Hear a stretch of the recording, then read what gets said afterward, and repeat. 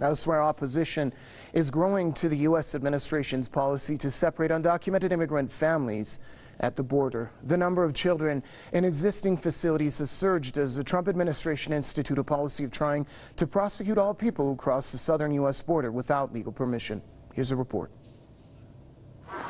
Our trending stories about children being separated from their parents at the U.S. border have renewed the debate over President Donald Trump's immigration policies.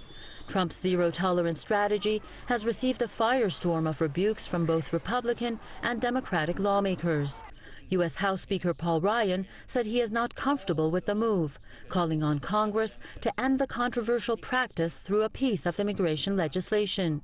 House Democratic leader Nancy Pelosi has also attacked the separations as, quote, a barbaric policy that has to stop. People in several U.S. cities also took to the streets to express their resentment against the U.S. immigration policy.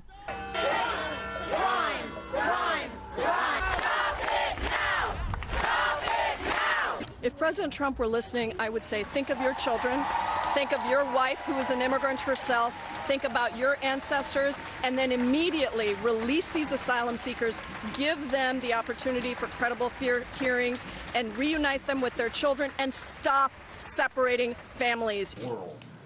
But the White House seems to be leaving no stones unturned, even using the Bible to defend the morality of splitting up families.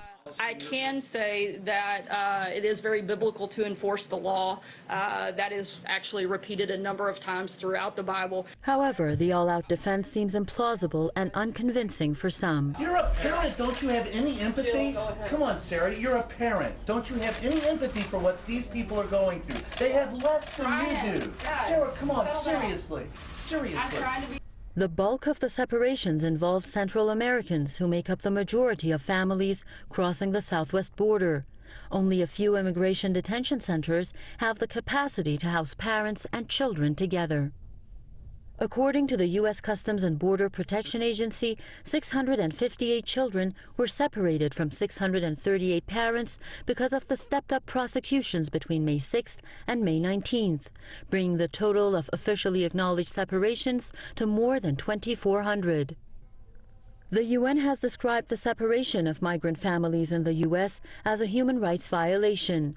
However, Trump and his team seem to be undeterred by such criticism, as their disregard for international law has become the norm in dealing with issues at home and abroad. It's about time.